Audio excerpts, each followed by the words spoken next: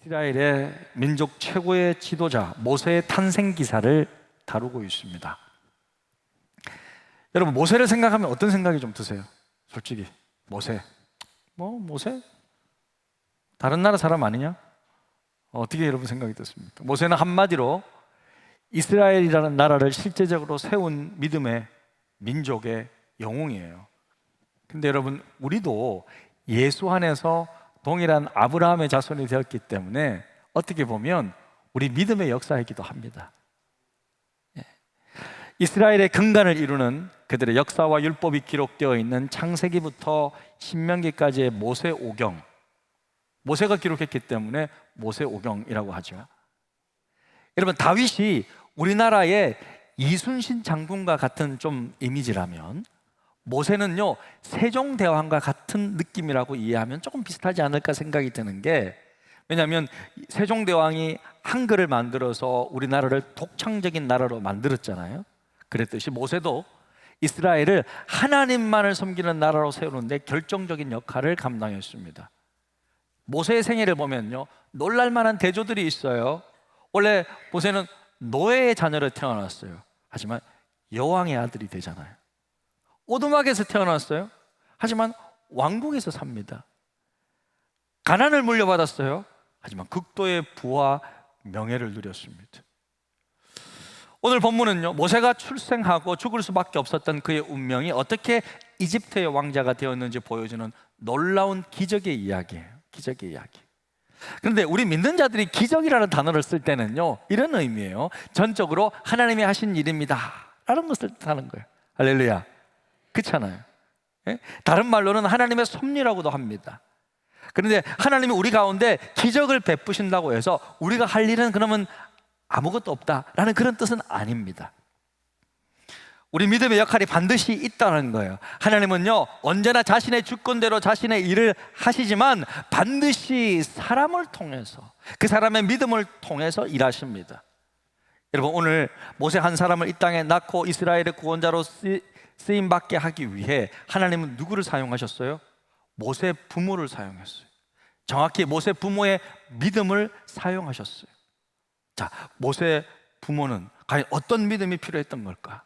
그들은요, 한마디로 말하면 생명 걸고 목숨 걸고 남자 아기를 살려낸 거예요. 출애굽기 1장 22절, 우리 지난주 1장 22절인데요. 그러므로 바로가 그의 모든 백성에게 명령하여 이르되 아들이 태어나거든 너희는 그를 나일강에 던지고 딸이거든 살려두라 하였더라. 그러니까 교활한 통치자 바로는요, 더 이상 자신의 정체를 숨기지 않습니다. 자신의 진짜 모습을 드러내요. 뭐예요? 다 죽여버려요. 남자아이들은 태어나자마자 남자아이면 그냥 나일강에 빠뜨리라 이거예요. 이스라엘의 구원자 모세가 탄생하게 된 배경은요, 이런 절체절명의 위기의 상황이었습니다. 이스라엘은 과연 이 위기 가운데 살아남을 수 있을까? 이 민족의 구원자가 될 남자아이는 과연 태어날 수 있을까? 이런 상황 속에서 하나님께서 선택할 수 있는 방법은 무엇일까? 여러분, 이처럼 하나님의 구원 역사는요, 가능성 제로의 상황 속에서 이루어지는 거예요. 하나님은요, 아무것도 없는 데서 무에서 유를 창조하셨잖아요. 그죠? 예? 그래서 하나님은요, 가능성 제로의 상황 속에서 구원을 창조하시는 분이십니다. 하나님의 구원은요, 무로부터 시작하는 거예요. 가능성 제로의 상황 속에서 가능을 만들어내시는 분이 바로 우리 하나님이신 줄로 믿습니다. 하나님이 선택하신 방법은요, 모세 부모의 믿음을 쓰셨다는 거예요. 놀랍게도 그 부모는요, 믿음의 전당이라고 불리는 히브리서 11장, 이번 우리 특세 주제인데 히브리서 11장에 딱 당당히 이름을 올리고 있어요. 히브리서 11장 23절인데 같이 한번 읽어볼까요? 믿음으로 모세가 낳았을 때 그 부모가 아름다운 아이임을 보고 석 달 동안 숨겨 왕의 명령을 무서워하지 아니하였으며. 모세의 부모는요, 발각되면요 죽을 수도 있는 그 절체절명의 상황 속에서 믿음으로 아기를 키웁니다. 그래서 오늘 말씀 속에서 딱 알 수 있는, 발견할 수 있는 모세 부모의 믿음이 어떤 믿음인지 좀 배워보고자 합니다. 모세 부모의 믿음, 어떤 믿음일까? 제가 조금 정리하는데 시간이 조금 걸리더라고요. 근데 이렇게 한번 정리해 보았습니다. 먼저는요, 이거예요. 최악의 상황 속에서도 최선을 다하는 믿음이었어요. 우리 한번 이 문구를 따라 읽겠습니다. 시작. 최악의 상황 속에서도 최선을 다하는 믿음. 그러니까 아무것도 할 수 없는 그런 최악의 상황이었어요. 하지만 뭐든지 자기가 할 수 있는 것은 하는, 최선을 다하는 믿음이었다는 거예요. 여러분, 오늘 모세가 태어나고요, 부모가 그를 숨긴 이유에 대해서 성경은 이렇게 말씀하는데, 출애굽기 2장 1, 2절입니다. 예, 같이 읽겠습니다. 레위 가족 중 한 사람이 가서 레위 여자에게 장가들어 그 여자가 임신하여 아들을 낳으니 그가 잘생긴 것을 보고 석 달 동안 그를 숨겼으나. 여기서 여러분, 모세 부모의 이름이 기록되어 있지만 6장에 가보면 이제 기록이 나오거든요. 아버지의 이름은 아므람이고 어머니의 이름은 요게벳이에요. 요게벳. 들어봤잖아요. 요게벳. 그런데 그 부모가 이 아기가 잘생긴 것을 보고 숨겼대요. 보세요. 그 여자가 임신하여 아들을 낳으니 그가 잘생긴 것을 보고 석 달 동안 숨겼대요. 이게 무슨 말일까? 아이가 태어났는데 딱 보니까 인물이 너무 좋아, 너무 예뻐, 잘생겼어. 죽이기가 너무 아까워요. 그래서 살려뒀단 말이에요. 그럼 만약에 반대로 아기가 딱 태어났어, 너무 못생겼어, 막전엔 찐빵 같아. 그냥 막 너무 질서가 없어. 애기가 아무리 애기지만 심하다. 이거는 진짜 목숨 걸고 키우기 너무 어렵겠다 이거.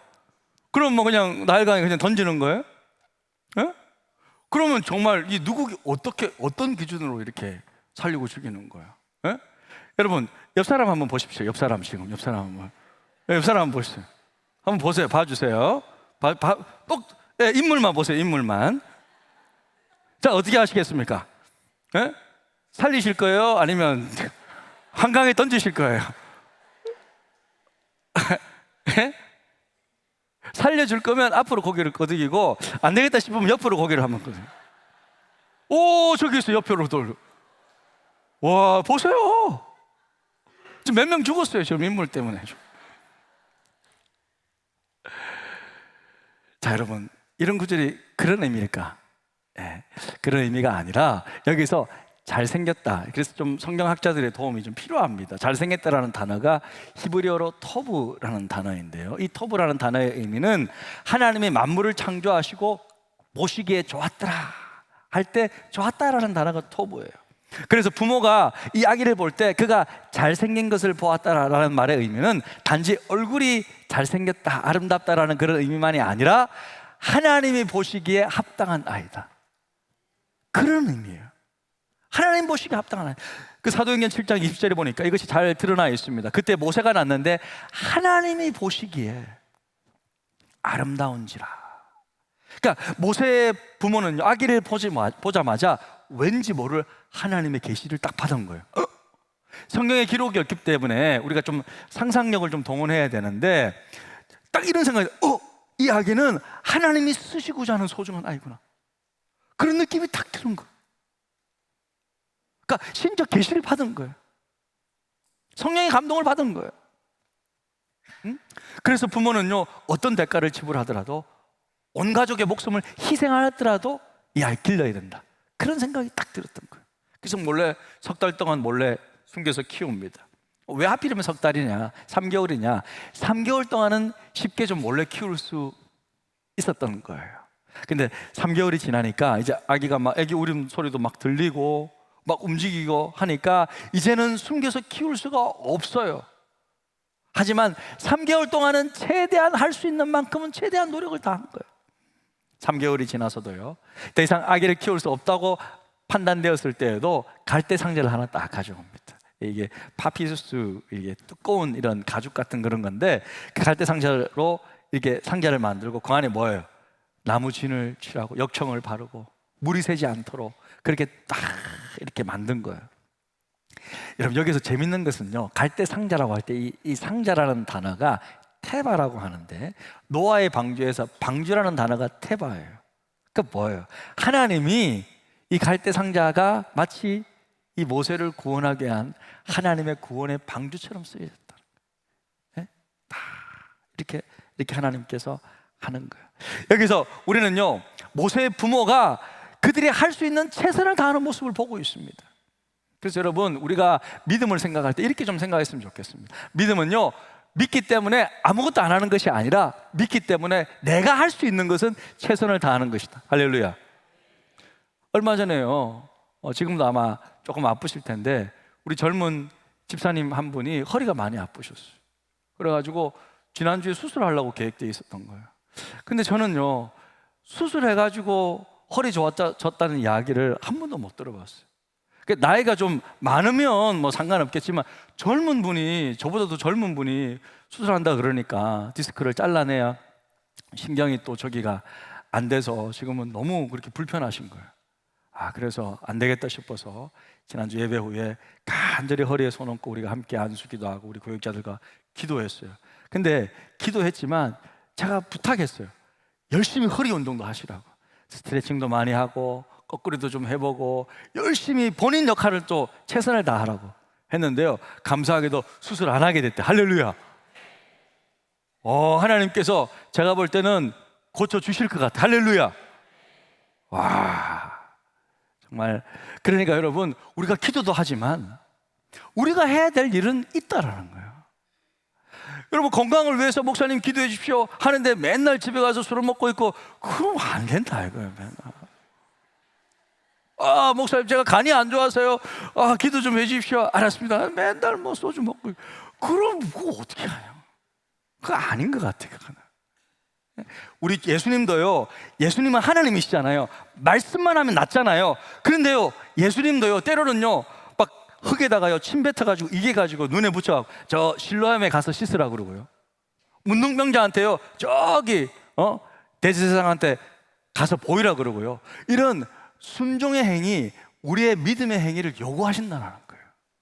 그러니까 하나님의 영역은 하나님의 영역, 하나님이 하실 일이고 우리가 할 일은 우리의 역할이 있다는 거예요. 모세의 부모는요, 그 아무것도 할 수 없는 최악의 상황 속에서도 그가 할 수 있는 최선을 다했습니다. 이처럼 믿음이 뭐냐? 믿음이란요, 우리가 하나님을 신뢰하기 때문에 마지막 끝까지 내가 할 수 있는 최선을 다하는 거예요. 할렐루야. 예, 그것이 바로 믿음이다. 그것이 모세 부모가 가졌던 첫 번째 믿음이었어요. 그리고 또 그 부모가 가졌던 믿음은 바로 이건 것 같아요. 제가 볼 때는요, 애굽 왕을 두려워하지 않는 믿음이었어요. 히브리서 11장 23절은 이렇게 말씀하고 있는데 한 번 더 읽겠습니다. 믿음으로 모세가 났을 때 그 부모가 아름다운 아이를 보고 석 달 동안 숨겨 왕의 명령을 무서워하지 아니하였으며. 이야, 그 당시 애굽 왕은요 무서워요. 보통 왕하고 달라요. 전 세계를 통치하는 왕이에요. 말 한마디면 다 죽는 거예요. 네? 인권이란 건 없어. 인권을 무시하는 거예요. 그 당시에는 인권이란 게 없어요. 그런데 그 부모가 그 무시무시한 왕의 명령을 무서워하지 않았다는 거예요. 네? 여러분, 제가 한번 질문해 드리겠습니다. 만약에 우리가 사람에게 순종하는 것이 하나님께 불순종이 될 때 어떻게 해야 돼요? 어떻게 해야 돼요? 내가 사람에게 순종하는 것이 하나님께 완전히 불순종이 될 때, 그때는 어떻게 해야 돼요?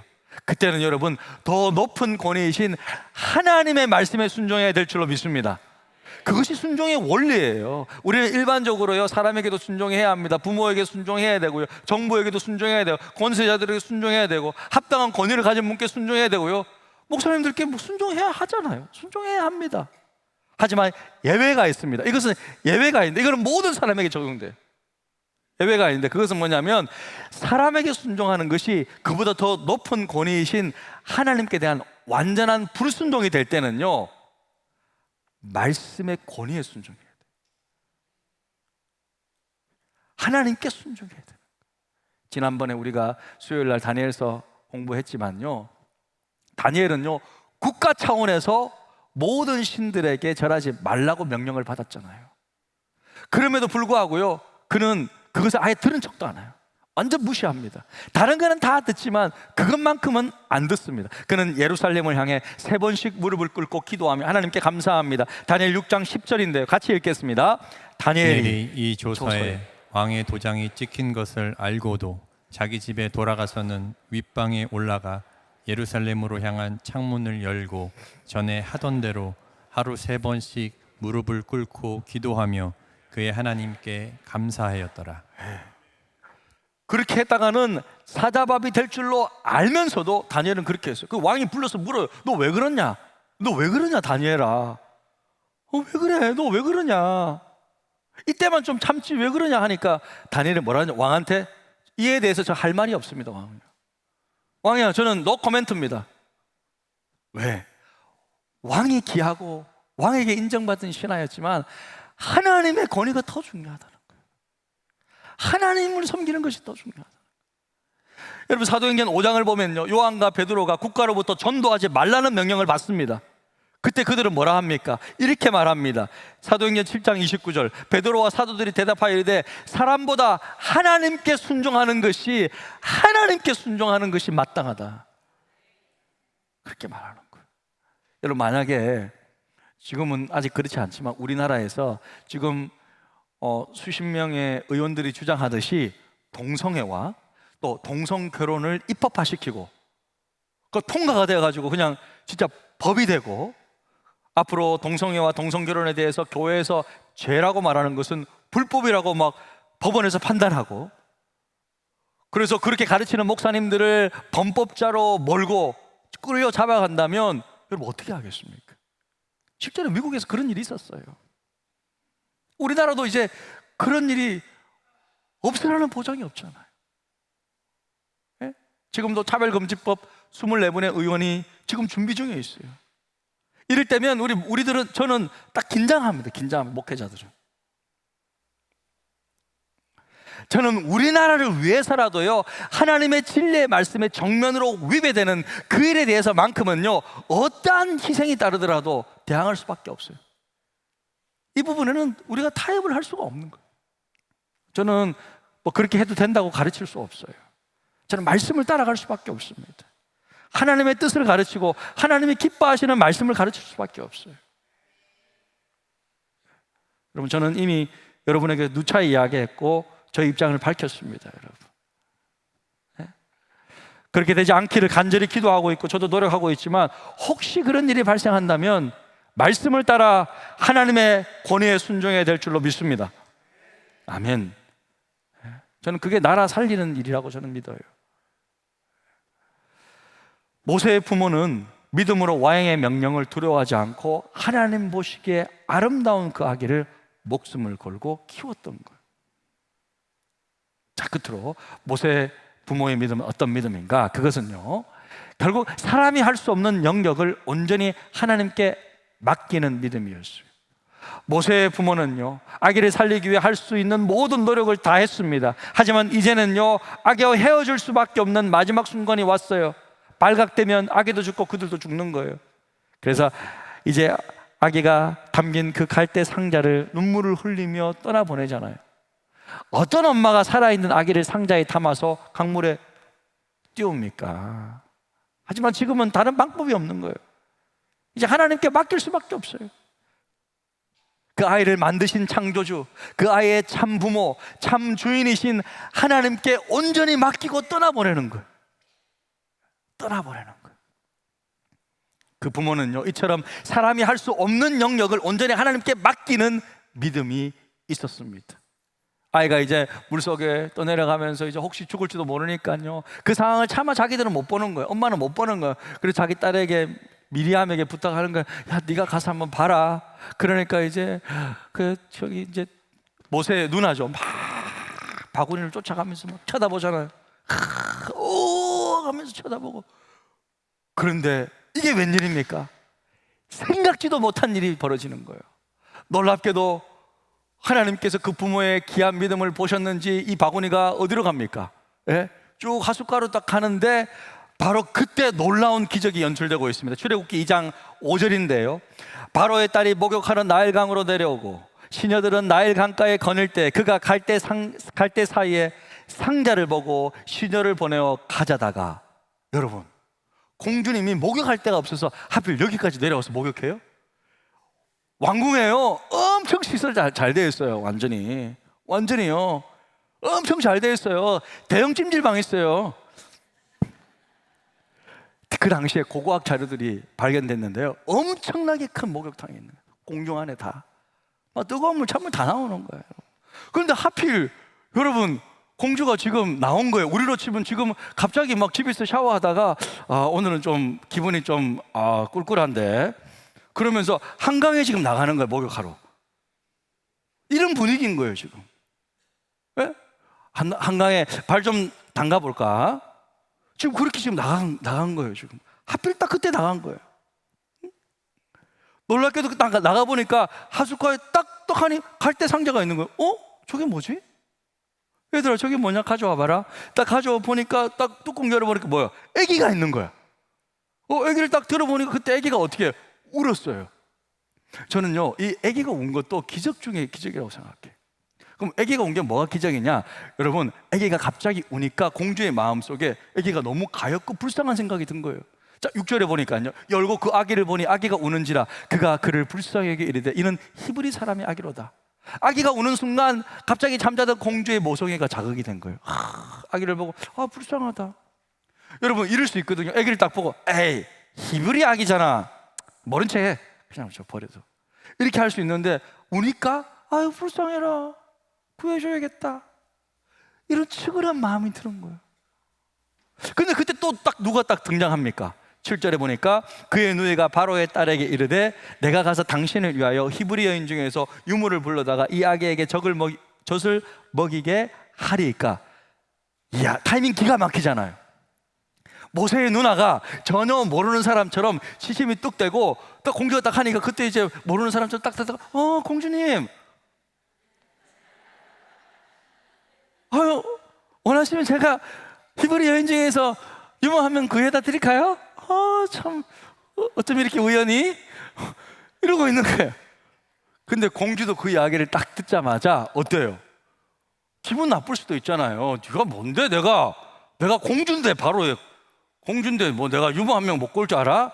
네가 뭔데 이렇게 말할 수도 있잖아요. 근데 갑자기 딱 이야기하니까 공주도 그래? 한번 구해와봐. 뭐 그렇게 해서 보내는 거예요. 데려오라는 거예요. 그러니까 8절에 보니까 바로의 딸이 그에게 이르되 가라 하며 그 소녀가 가서 그 아기의 어머니를 불러오니. 유모 한 명을 데리고 하니까 누구 불러왔어요? 모세 엄마를 데리고 온 거야. 이야 이거보다 더 확실한 유모가 어디 있어요? 이게 설명이 불가능한 기적의 연속이. 근데 여러분 여기서 끝나지 않습니다. 더 놀라운 기적이 하나 더 남았어요. 지금부터 시작되는데 9절입니다. 우리 같이 읽겠습니다. 바로의 딸이 그에게 이르되 이 아기를 데려다가 나를 위하여 젖을 먹이라. 내가 그 삭슬을 줄이라. 여인이 아기를 데려다가 젖을 먹이더니. 이야 여러분 기가 막히지 않습니까? 아니 자기 아들에게 젖 먹이는데 공주가 돈 주겠대. 자기 아들에게 젖 먹이는데 월급 주겠다는 거예요. 이게 무슨 일이야? 와, 이 엄마는요 남자아이가 태어나면 죽임을 당하는 그 살벌한 상황 속에서도 아들을 공주의 집에서 보호받고 잘 양육시키고 좋은 교육 받게 해 뿐만 아니라 오히려 공주에게서 돈까지 받으면서 당당하게 멋지게 아이를 키울 수 있게 된 것입니다.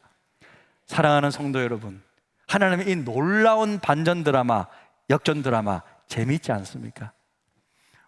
우리 하나님은요 이 드라마를 만들어도요 정말 이렇게 멋지게 재미있게 창작하고 만드시고 연출하시는 하나님이신 줄로 믿습니다. 완전 백상예술 대상감이에요. 사탄 마귀는요 이스라엘 백성들에 대한 하나님의 구속의 역사를 깨트리기 위해 그 나라의 통치자 바로 자기 수하거든요. 바로를 통해 모세를 죽이고자 노력했지만 그러나 하나님은요 어떻게 하셨습니까? 오히려 그 원수 바로의 딸 공주를 사용하셔서 이스라엘 죽이려는 그 원수의 집에서 그 살벌한 상황 속에서도 오히려 양육비까지 받아가면서 모세를 이집트의 왕자로 키우며 교육받게 해 주셨습니다. 사랑하는 성도 여러분, 우리 하나님은요 이 세상 최고의 반전 드라마 작가이신 줄로 믿습니다. 하나님의 창작 드라마를 쓰시면 이렇게 반전의 드라마를 쓰시는 거예요. 이처럼 여러분 믿음이라는 것은요 우리의 최선과 하나님의 손길이 만날 때 역전을 일으키는 거예요. 반전을 일으키는 거예요. 기적을 일으키는 거예요. 우리 하나님 역전의 하나님이십니다. 우리가 믿는 하나님은요, 우리에게 역전과 기적을 일으켜 주시는 분이십니다. 우리 하나님을 믿을 때 죽음이 생명이 됩니다. 포기할 때 얻게 돼요. 섬기고 낮아질 때 높아집니다. 내려갈 때 올라가게 되는 거예요. 가난한데 부유해지고 약할 때 강함되는 거예요. 모두가 다 끝이라고 하는 그 절체절명의 상황 속에서도 하나님은 예수 그리스도 안에서 우리를 살리시고 역전시켜 버리십니다. 사랑하는 성도 여러분, 우리 하나님 역전의 하나님이 되시며 그 하나님께서 저와 여러분을 이 역전의 드라마의 주역들로, 주인공들로 쓰시기를 원하시는 거예요. 결국 세상 나라인 애굽은 멸망합니다. 하나님의 백성은 모세를 통해 구원받아요. 우리 또한 결국 이 사라질 이 세상 속에서 예수 믿고 구원받아 하나님 나라에서 영원토록 주와 함께 될 것입니다. 여러분 모두가 오늘 이 모세 부모의 믿음을 좀 본받아서 하나님의 역전 드라마의 주인공으로 쓰임 받으시기를 주님의 이름으로 축복합니다. 우리 시간 말씀 생각하면서 이 찬양이 하나님 앞에 드려지는 귀한 우리의 기도말이 되었으면 좋겠습니다.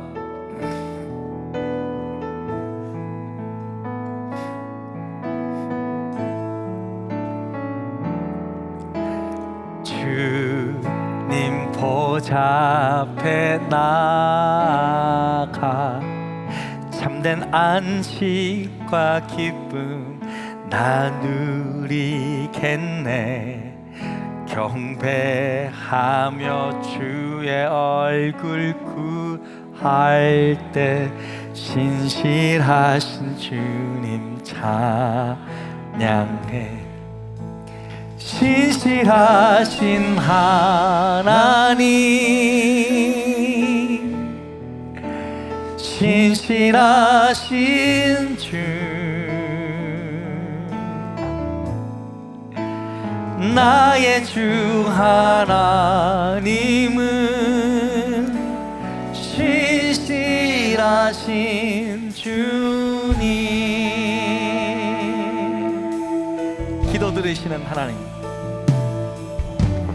기도 들으시는 하나님, 폭풍 속에 내 등불 내 노래시라.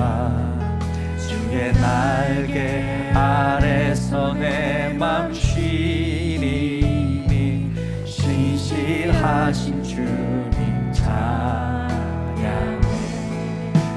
신실하신 하나님, 신실하신 주,